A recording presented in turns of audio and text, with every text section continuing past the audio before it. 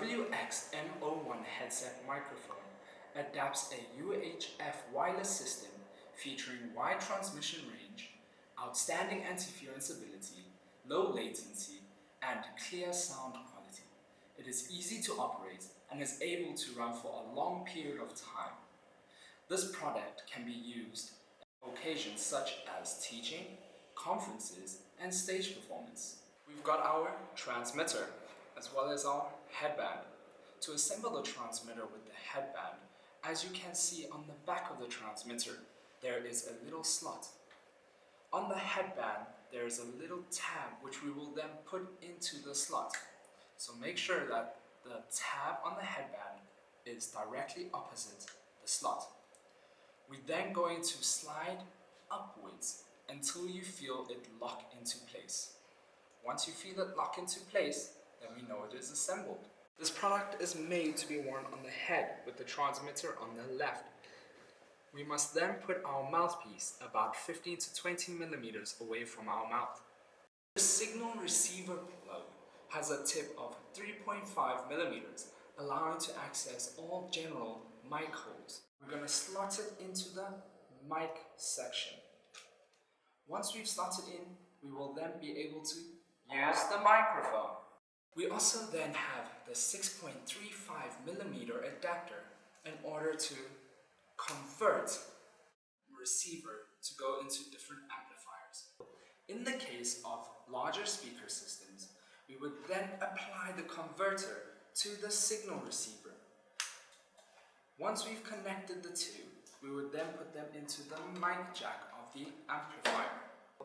How to pair the WXM01. Step 1. Both devices have battery. First, let's have a look at the transmitter.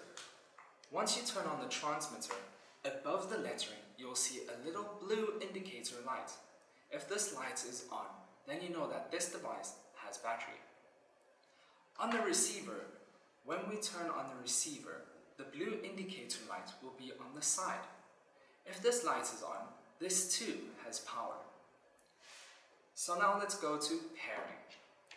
To pair the devices, we're going to turn on the transmitter. We're then going to hold down the plus button for 5 seconds. Once the blue light is flickering, we've got to immediately turn on the receiver within 10 seconds. Both transmitter and receiver's blue lights will flicker. Once both devices' lights have stopped flickering, then you know that the device has been successfully paired. How to switch the channel frequency? Once the devices are paired, we're then going to hold down the minus button for 5 seconds. Once doing so, the little blue indicator light is going to flick very rapidly.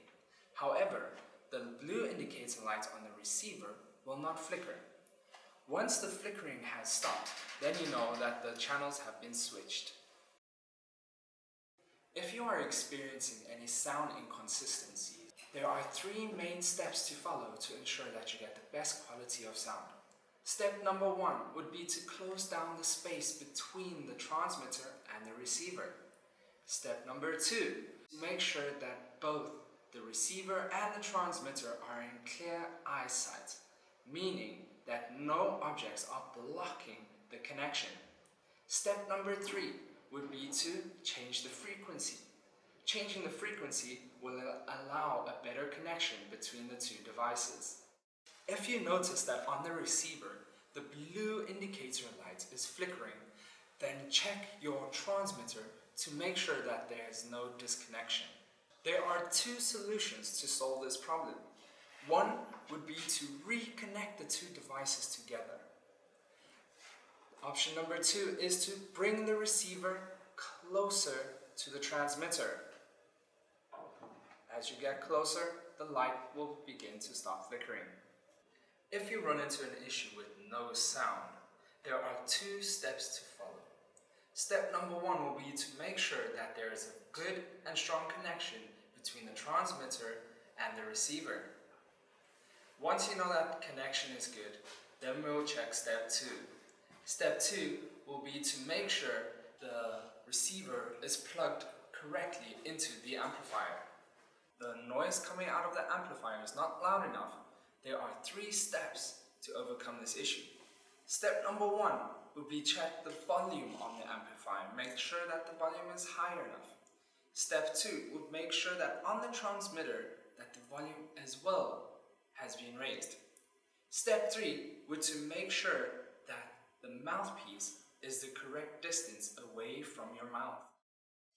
If you notice on the device that the red light is flickering where the blue light once was, that means that you have to recharge it.